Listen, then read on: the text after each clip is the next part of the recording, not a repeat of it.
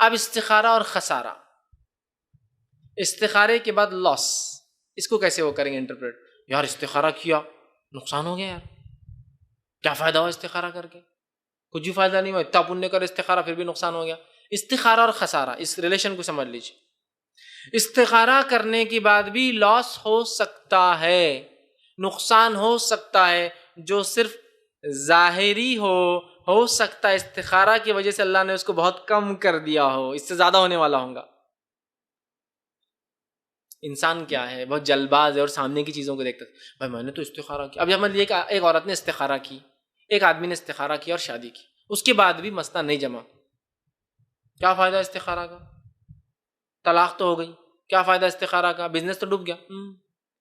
ہو سکتا ہے طلاق کے ساتھ جان بھی جا سکتی تمہاری مارپیٹ میں، ہو سکتا ہے طلاق کے ساتھ کیس بھی ہو سکتا تھا، بہت آسانی چھوٹ گئے۔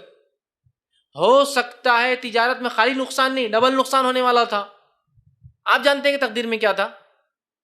نہیں۔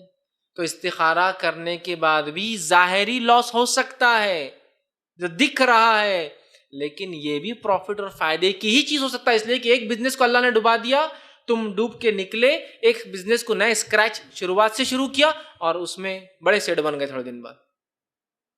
تو یہ استخارہ کا فائدہ کیا ہوا؟ اللہ نے اس میں نقصان اس لیے دیا کہ اللہ جانتا تھا دوسری تجارت زیادہ بہتر ہے تمہارے لیے، سمجھ رہے نا آپ؟ یا اس کو ایک ایکسپیرینس آپ کو دلانا چاہتا ہے، ایکسپیرینس تجربہ لے لو، یہ نقصان کا تجربہ اگلے تجارت میں جو کہ نفع بخش ہوں گی اس میں کام آنے والا ہے، سمجھ رہے بات کو؟ تو استخارہ کا اگر ظاہری نتیجہ خسارے کی شکل میں نظر آ رہا ہے تو کبھی بھی آپ مایوس رنجیدہ ارے کیا ہو گیا، کیا فائدہ استخارہ کا، یہ مت سوچئے، اس لیے کہ توکل کے منافی ہے، اللہ پر بھروسے کے الٹ کام ہے۔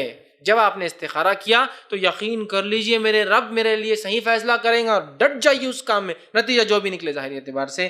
علامہ ابن قیم رحمہ اللہ جو ہے فرماتے ہیں اپنی کتاب فوائد میں، بہت اچھی بات لکھتے ہو کہ جو انسان کو ظاہری طور سے نقصان اور فائدے دکھتے ہیں، اللہ تعالیٰ ایسا کیوں کرتا ہے؟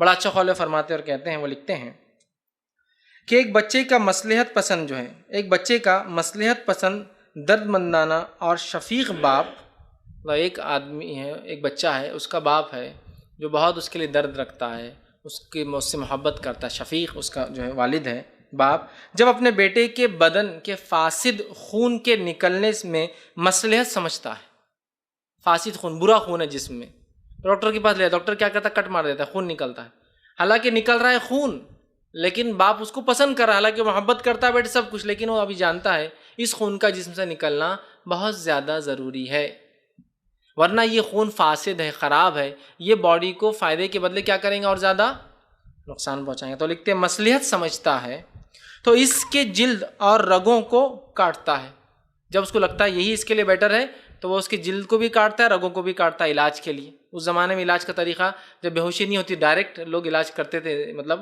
انسان ہوش کی حالت میں اس کو زخموں کو صاف کرتے کاٹا کرتے۔ تو وہ کہتا ہے ایک باپ جو بچے کو پسند کرتا ہے اس کے فائدے کے لیے اس کے جسم کو کاٹتا ہے، خون بھی نکالنے دیتا ہے، کاٹتا ہے، اگرچہ اس عمل میں بچے کو سخت تکلیف پہنچتی ہے، لیکن اگر باپ سمجھتا ہے کہ کسی عضو کا کاٹ دینے سے ہی شفا حاصل ہوتی ہے تو اس عضو کو کاٹ بھی دیتا ہے۔ پیر سڑ گیا تو اس کو توڑ دینا پڑتا تھا، اس زمانے میں نکال دیتے تھے۔ تو باپ محبت کرتا ہے لیکن بچے کے بیٹر فائدے کے لیے، بیٹر فیوچر کے لیے اس اعضا کو کاٹ بھی دیتا ہے، نسوں کو بھی کاٹ دیتا ہے، پیر اعضا کو توڑ کے نکال بھی دیتا ہے۔ پھر آگے لکھتے ہیں حاصل ہوتی ہے تو عضو کاٹ دیتا ہے، یہ سب کچھ اپنے بیٹے کے ساتھ رحمت شفقت کی وجہ سے کرتا ہے، وہ اس سے محبت کی وجہ سے، اس کے فائدے کے لیے کرتا ہے۔ ایسے ہی اگر ایک باپ اپنے بیٹے کی مصلحت اس کا خرچ روک لینے میں سمجھتا ہے تو خرچ روک لیتا ہے۔ باپ کو لگتا ہے بیٹے کو پیسہ دینا درست نہیں، وہ خرچ روک لیتا ہے، سمجھتا ہے تو وہ روک لیتا ہے، کیونکہ وہ جانتا ہے کہ خرچ دیتے رہنا اس کی خرابی اور بگاڑ کا باعث ہے۔ ایسے ہی ایک شفیق باپ اپنے بچے کو بہت سی خواہشات کی تکمیل سے روک دیتا ہے، صرف بچے کی مصلحت اور اس کی بھلائی کی خاطر، کنجوسی کی وجہ سے نہیں۔ ایک باپ ہے سب کچھ ہونے کے بعد بیٹے کو پیسہ نہیں خرچ کرتا، کیوں؟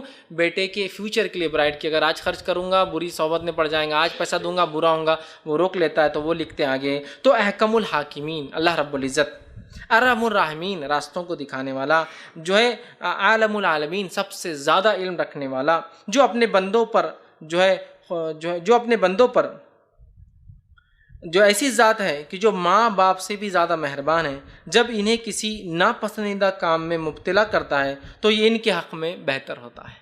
تو وہ لکھ رہے ہیں جیسے باپ محبت اور مشفق ہونے کے بعد رفیق اور دوست اور محبت کرنے کے باوجود بیٹے کا اعضا کاٹ دیتا ہے، پارٹس کو نکالنے کے لیے ضرورت وہ کر دیتا ہے، مال کو روک لیتا ہے، کیوں؟ بچے کے فائدے کے لیے۔ اسی طرح اللہ سبحانہ تعالیٰ بھی ماں باپ سے زیادہ محبت کرنے والا ہم سے، وہ بھی کسی مصلحت کا بھی مال روک دیتا ہے، کبھی صحت کم کر دیتا ہے، مختلف کاموں کرتا ہے، اس کے پیچھے وہ کہتے ہیں مصلحت ہوتی ہے۔ تو لہٰذا اگر استخارہ کے بعد بھی نقصان ہو تو کوئی بات نہیں، آپ نے اللہ سے دعا کی تھی، استخارہ کیا تھا، طلب کیا تھا، اور اس کے بعد یہی بہتر تھا آپ کے لیے، اس کو سمجھ کے جب انسان کرے تو اس کا بہت زیادہ فائدہ ہوتا ہے۔ اور استخارہ کرنے کے بعد جو جم جانا چاہیے، اللہ رب العزت نے اپنے نبی کو یہ بات سورہ آل عمران سورہ نمبر 3 آیت نمبر 159 کے اندر فرمائی تھی، وَشَاوِرْهُمْ فِي الْأَمْرِ، اے نبی آپ مشورہ لیا کیجیے صحابی سے، پھر فرمایا فَإِذَا عَزَمْتَ فَتَوَكَّلْ اللَّهِ، اور جب مشورہ لے لے تو جم جائیے کسی ایک مسئلے پر، توکل کیجیے، پھر اس پہ